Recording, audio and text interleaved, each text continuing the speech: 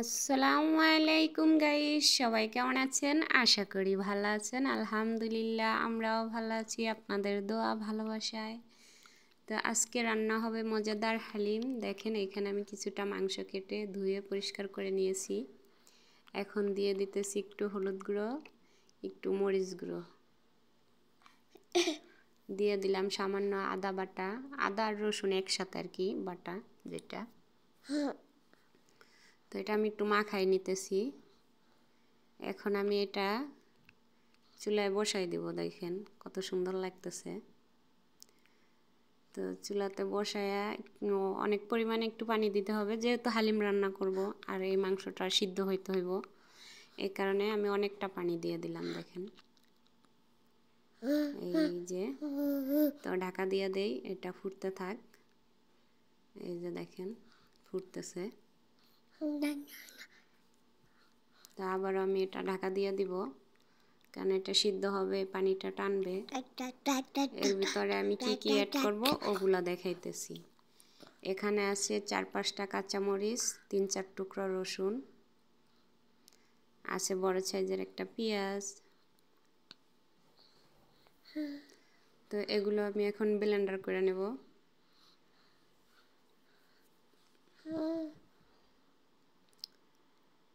তো এখানে আছে 2টা টমেটো, মানে যে যেমন টক খায় আর কি, টমেটো আমি 2টা দিছি। তো এই যে দেখেন মাংসের পানিটা কিন্তু অনেকটাই শুকায়া গেছে। তো এখানে আমি এখন একটা অ্যাড করব চিকেন স্টক। চিকেন স্টকটা আপনারা আমার অনেক রান্নাতেই দেখছেন। তো হালিমে এটা দরকারি, এটা দিতেই হয়। আর যে মশলাগুলো আমি এতক্ষণ ব্লেন্ডার করলাম ওগুলো এখন দিয়ে দিতেছি। তো এটা ফুটতে থাক, আপনাদের একটু নাইরা দেখাই। এই যে দেখেন,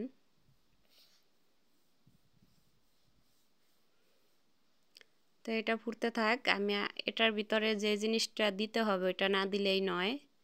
এই যে দেখেন, এটা হলো খোয়া ক্ষীর বলে অনেকে, এটা হলো গমের ছাতু আছে না ওইটা। তো এটা কিন্তু আমি আমার বাচ্চারে গরম দুধের সাথে ভিজাইয়া, এই যে দেখেন কিছু ফল দেওয়া আছে, এরকম আর কি বানায় খাওয়াইতে পারেন, যেটাকে কাস্টার্ড বলা হয় ওইটা। তো এটা আমি আবার ওই যে ডিম দিয়ে স্যুপের মতো করেও রান্না করে খাওয়াই। এটা অনেক উপকারী, পুষ্টিকর খাবার, একটা বাচ্চাদের জন্য অনেক ভালো। ভাত কম খাওয়াইয়া আপনি এইসব জিনিস খাওয়াইতে পারলে কি হয়, ওদের শরীরে পুষ্টি জিনিসটা হয়। ভাতে মানুষ মোটা হয় কিন্তু পুষ্টি খুব কম। তারপর আমরা ভাতটাই বেশি খাওয়াই বাচ্চাদের, তো পাশাপাশি এই খাবারগুলো খাওয়াতে পারেন। তো এটা আমি পানি দিয়ে ভিজাই নিলাম, এখন আমি দিয়ে দিব এটার ভিতরে। এই যে দেখেন, এটা আপনার লাগবেই, এটা আপনার হালিম বানাইতে লাগেই। তো এটা দেওয়ার পরেই দেখেন এই যে কেমন কালারটা চেঞ্জ হয়ে আসছে, দেখছেন? তো একটু নাইরা নেই। আর এটা দেওয়ার পরে আপনার অনবরত নাড়তে থাকতে হইব, নাইলে এটা লাইগা যাইব। এটা একটু পিছলা পিছলা স্যুপ টাইপের, তো ওই কারণে। তো এখানে আমি আরও পানি অ্যাড করব, কারণ এটা সিদ্ধ হইতে হবে। এটা তো আমি খালি ভিজাই এখানে দিছি, তো কিছুক্ষণ সিদ্ধ করার জন্য আর একটু পানি দিয়ে দিলাম।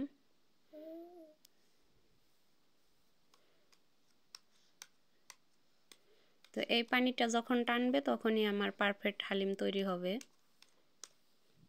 তো এখানে আমি এতক্ষণ কিন্তু কোনো লবণ অ্যাড করি নাই, স্বাদ মতো লবণ দিয়ে দিলাম সামান্য গোলমরিচের গুঁড়ো। ঝালটা আপনাদের পছন্দের মতো, যে যেমন ঝাল খায়। তো এই গোলমরিচের গুঁড়োটা দিলে হয় কি, একটু ফ্লেভারটা অন্যরকম আসে আর কি, ভালো লাগে আমার কাছে, তাই দেওয়া। তো এই যে দেখেন আমার হালিম কিন্তু প্রায় হয়ে গেছে। তো এটা নাড়তে থাকতে হইব, আর একটু টানাবো আমি, আর একটু ঘন ঘন করব। আমরা এখানে স্বামী স্ত্রী 2জন, আর আমার বাচ্চাটা তো মনে করেন ও খেতে পারে না, মাত্র 9 মাস বয়স, ওর অতটা খাওয়ার হয় নাই। তো এই যে দেখেন আমার হালিম কিন্তু রেডি হয়ে গেছে প্রায়। তো আমার বাসায় আমরা 2জন লোক স্বামী স্ত্রী যাই তৈরি করি, আপনাদের সাথে একটু শেয়ার করি। শাক খাই, নুন খাই, যাই খাই, এই আর কি। তো দেখেন এখন আমি এটা বাড়িতে নিয়ে নিতেছি। তো যেহেতু আমরা 2জনে খাবো, একটু বেশি পরিমাণে নিতেছি বাটিতে। তো এই যে দেখেন আমি নিয়ে নিছি। এখন হইলো আপনি যে যে মশলাগুলো খাবেন ওগুলো অ্যাড করতে হবে। রান্নাটা প্রায় ক্লিয়ার। তো আমি দিয়ে দিলাম কিছুটা কাঁচামরিচ। ঝাল যে যেমন খায়, আমরা ঝাল একটু বেশি খাই, টকও বেশি পছন্দ করি। তো কিছুটা শসা আর ধনিয়া পাতা। এটা খেতে কিন্তু দারুণ হয়, জানেন না? যদি একবার বাসায় আপনি বানায় খাইতে পারেন। তো কিছু পেঁয়াজ বেরেস্তা দিয়ে দিলাম একটা শুকনো মরিচ গুঁড়ো, মানে যেটা ভাজা ওইটা। বললামই তো ঝালটা আমরা পছন্দ করি। তো দিয়ে দিলাম হালিমের একটা মশলা থাকে ওইটা উপর দিয়ে। তো এখন দিয়ে দিব এক টুকরো লেবু। এই যে দেখেন আমার মজাদার হালিম রেডি। তো বাসায় এভাবে ট্রাই করে খাবেন। দোকানে গিয়ে অনেকগুলো টাকা দিয়ে যতটুকু খান ওতে মন ভরে না, মনে হয় যে আরও খাই। তো এই কারণে বাসায় রান্না করে খাওয়ার চেষ্টা করবেন। তেমন কিছু কঠিন কাজ না, হ্যাঁ। আপনি একবার ট্রাই করেন, দেখবেন হবে। প্রথমবার না হলে দ্বিতীয়বার হবে, ঠিক আছে? তো ইয়াম্মি মজাদার হালিম রেডি। কে কে এতক্ষণ ধরে আমার ভিডিওটা দেখছেন তাদেরকে অসংখ্য ধন্যবাদ। যেহেতু কষ্ট করে দেখছেনই, তো একটা লাইক কমেন্ট সাবস্ক্রাইব করে যাবেন। আর সবাই ভালো থাকবেন, সুস্থ থাকবেন, আমাদের জন্য দোয়া করবেন, এই আর কি। আল্লাহু একবার। আর আমার ঘরে একটা ক্যাসেট আছে, এই যে দেখেন টুন করতেই আছে। এ করবেই এটা। যাদের ঘরে এমন এক পিস আছে তারা বলতে পারে যে মাথাটা কতটা নষ্ট হয়। তো এটার ভিতরেই সুখ আছে, আনন্দ আছে। আসলে বাচ্চা তো, কিছু করার নাই। তো আমার বাচ্চার জন্য সবাই দোয়া করবে।